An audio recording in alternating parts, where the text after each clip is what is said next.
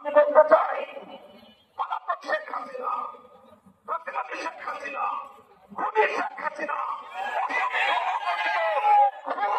হত্যাকাণ্ডের আসামি, বাংলাদেশের বন্ধু রাষ্ট্রের দাবি করে তুমি বাংলাদেশের এই খুনি আসামিকে মাসের পর মাস চলে প্রশ্রয় দিচ্ছ।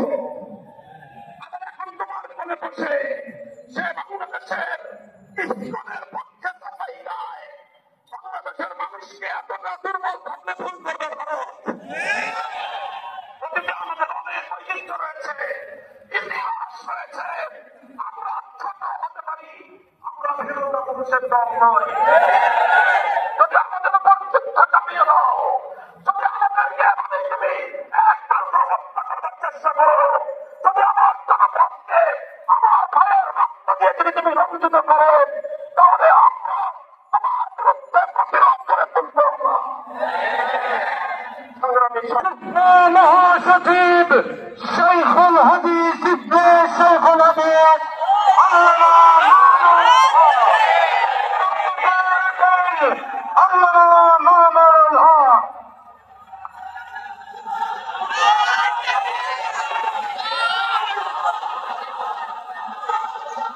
السلام عليكم ورحمة الله. الحمد لله رب العالمين، والصلاة والسلام على سيد الأنبياء والمرسلين وعلى آله وأصحابه أجمعين. أعوذ بالله من الشيطان الرجيم. قل موتوا بغيظكم إن الله عليم بما في الصدور. صدق الله العظيم. হেফাজতে ইসলাম বাংলাদেশ ঢাকা মহানগরী কর্তৃক আয়োজিত আজকের এই বিক্ষোভ সমাবেশে উপস্থিত সংগ্রামী সভাপতি, হেফাজতের সংগ্রামী সিনিয়র যুগ্ম মহাসচিব, ঢাকা মহানগরীর সভাপতি মাওলানা জুনায়েদ আল হাবিব, উপস্থিত হেফাজতে ইসলাম বাংলাদেশের কেন্দ্রীয় মহানগরী নেতৃবৃন্দ, সমবেত বিক্ষুব্ধ তৌহিদি জনতা, সর্বপ্রথম আমি বাংলাদেশের মাটিতে হিন্দুত্ববাদের নৃশংস আক্রমণে শাহাদাত বরণকারী চট্টগ্রামের সহকারী পাবলিক প্রসিকিউটর তরুণ আইনজীবী শহীদ সাইফুল ইসলাম আলিফের শাহাদাতের প্রতি শ্রদ্ধা জ্ঞাপন করে তার রুহের মাগফিরাত কামনা করছি এবং তার ছোট্ট কচি শিশু সহ তার শোক সংযুক্ত পরিবার পরিজনের প্রতি আন্তরিক সমবেদনা জ্ঞাপন করছি। সংগ্রামী তৌহিদি জনতা, আজ এই বিক্ষোভ সমাবেশের মাধ্যমে হৃদয়ের ব্যথাটুকু জাতির সামনে, মানুষের বিবেকের সামনে উপস্থাপন করার জন্য এখানে সমবেত হয়েছি। আমরা স্পষ্ট ভাষায় বলতে চাই, এটা আমাদের বুঝতে কোনো কষ্ট হচ্ছে না যে আজকে সুপরিকল্পিত ভাবে একটি সাম্প্রদায়িক উস্কানির মাধ্যমে বাংলাদেশে সাম্প্রদায়িক দাঙ্গা বাঁচানোর পরিকল্পিত পায়তারা চালানো হচ্ছে। শহীদ সাইফুল ইসলাম আলিফের হত্যাকাণ্ডের ঘটনা নির্মম, শুধু বর্বর নয়, বরং ভিন্ন এক হত্যাকাণ্ড। প্রকাশ্য দিবালোকে আদালত চত্বরে একটি সন্ত্রাসী সংগঠনের সশস্ত্র সন্ত্রাসীরা একজন তরুণ আইনজীবী, সরকারি কর্মকর্তাকে টেনে হিচড়ে নিয়ে হত্যা করবে, এরকম বর্বরতার দৃশ্য দেখার জন্য বাংলাদেশ প্রস্তুত নয়। বাংলাদেশ আজ অগ্নিগর্ভ, বাংলাদেশের প্রতিটি মানুষের হৃদয়ে আজ রক্তক্ষরণ হচ্ছে।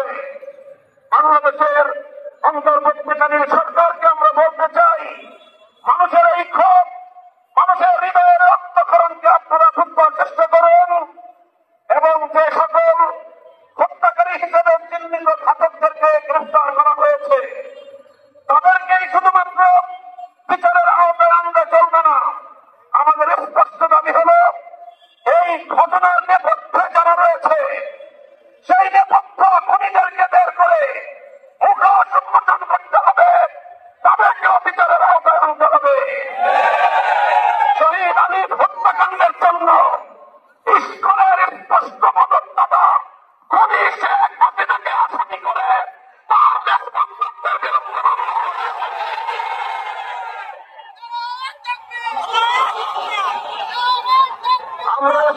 ভাষায় বলতে চাই, বিগত 15 বছর আমরা দেখেছি বাংলাদেশের আভ্যন্তরীণ প্রতিটি বিষয়ে কিভাবে শুধু অসৌজন্যমূলক নয় বরং কূটনৈতিক শিষ্টাচার বর্ধিত বাংলাদেশের আভ্যন্তরীণ ইস্যুতে হস্তক্ষেপ করে বাংলাদেশের জনগণকে আহত ক্ষতবিক্ষত করে তুলেছে ভারত। আমরা ভারত রাষ্ট্রের বাংলাদেশ নীতির তীব্র সমালোচনা করছি। ভারতকে আমরা স্পষ্ট বার্তা দিতে চাই, বাংলাদেশ নীতি পরিবর্তন করো, তোমরা বাংলাদেশ নীতি পরিবর্তন করো। বিশ্বব্যাপী মানুষ তোমাদের বিরুদ্ধে রাজপথে নামবে। বাংলাদেশ থেকে ভারতের কূটনৈতিক সম্পর্ক ছিন্ন করার জন্য দেশের মানুষ বাধ্য হবে। আমরা স্পষ্ট ভাষায় বলতে চাই, আইন শৃঙ্খলা রক্ষাকারী বাহিনীকে আমরা বলতে চাই, চিন্ময় কৃষ্ণ দাস তার তৎপরতার দ্বারা কথা নিবারণ করে নেয় পরিষ্কার। সে ভিনদেশী গুপ্তচর হিসেবে ভূমিকা পালন করছিল। বারবার সে তার সেই প্রভুর দেশে গিয়ে সেখান থেকে নির্দেশনা নিয়ে এসে বাংলাদেশের অভ্যন্তরে নৈরাত্য সৃষ্টি করবার পায়তারা চালিয়েছে। দিনের পর দিন, মাসের পর মাস প্রশ্রয় আশ্রয় থেকে ভারত এবং আওয়ামী লীগের যৌথ প্রযোজনায় ইসকন তৈরি করা হয়েছে। এই ইসকনকে নিষিদ্ধ করার মধ্য দিয়ে আওয়ামী লীগ এবং ভারতকে স্পষ্ট বার্তা দিতে হবে, বাংলাদেশ আমাদের ষড়যন্ত্রের কাছে মাথা নত করবে না। আমরা রক্ত দেব, আমরা জীবন দেব, আমরা লড়াই করব, বাংলাদেশের গৌরব রক্ষা করব, রক্ষা করব।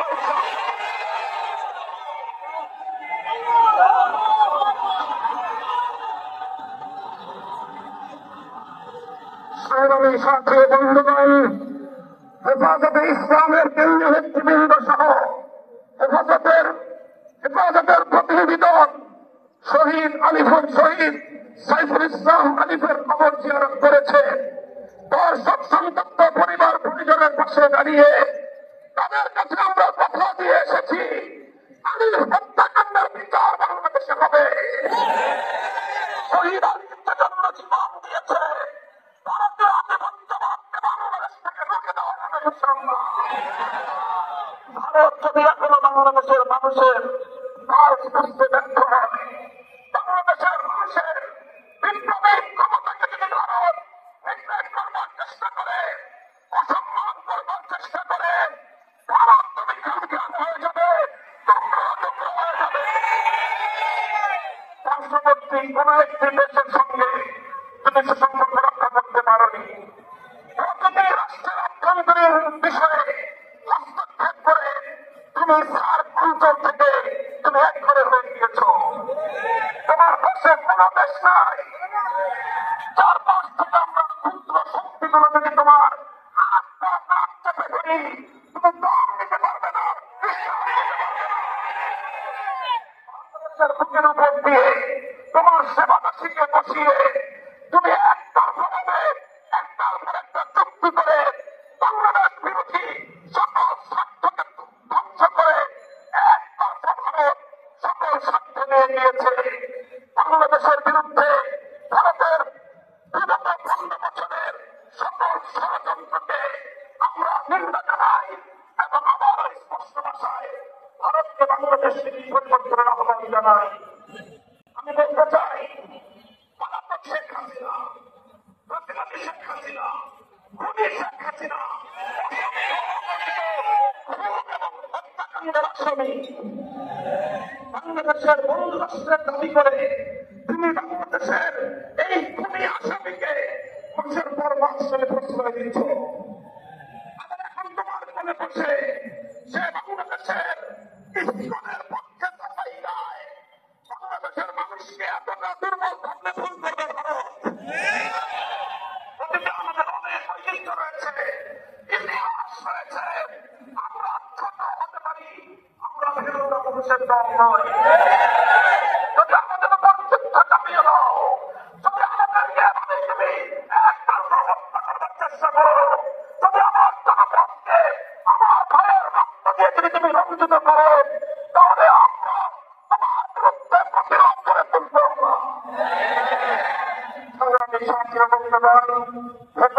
ইসলাম বাংলাদেশ দেশের সকল ধর্মপ্রাণ মুসলমানদের প্রতি উদাত্ত আহ্বান জানাচ্ছে।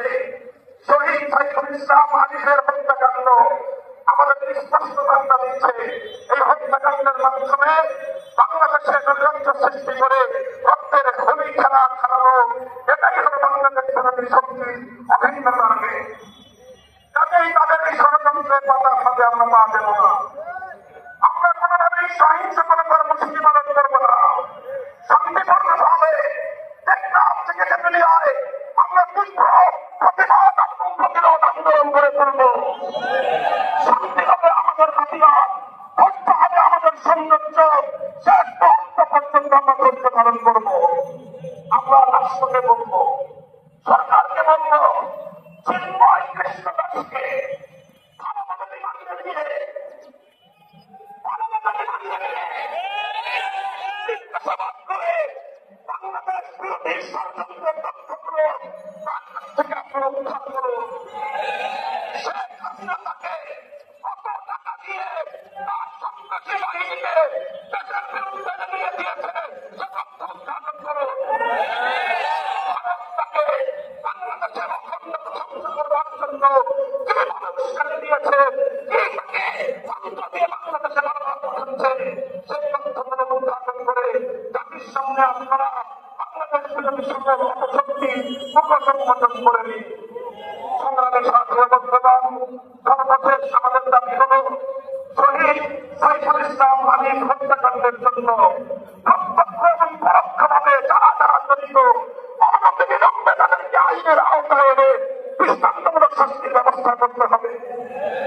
সেই সঙ্গে সন্ত্রাসবাদী জঙ্গিবাদী সশস্ত্র সংগঠন হিসেবে সৌদি আরব, চায়না, মালয়েশিয়া সহ পৃথিবীর বড় রাষ্ট্রের মতো বাংলাদেশেও ইসলামকে নিষিদ্ধ করতে হবে। আমার পূর্ববর্তী বক্তারা বলেছেন, আওয়ামী বিরোধী আন্দোলনের সাইজ রাজনৈতিক দলের নেতারা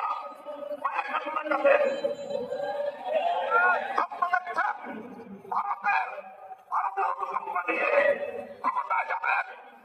আল্লাহর নামে শপথ করে বলতে পারি, ভারতের আর কোন রেসপেন্সার বাংলার ক্ষমতার প্রশ্নে আসতে পারবে না।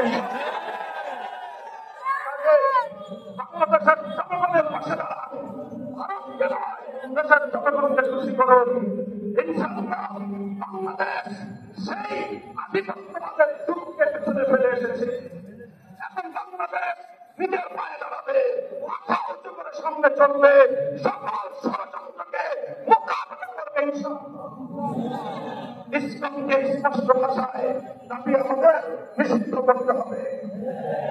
যদি এই দাবি আদায়ে সরকার বিচার বিভাগ যদি গড়িমসি করে, হেফাজতে ইসলাম বৃহত্তর কর্মসূচি দিতে বাধ্য হবে।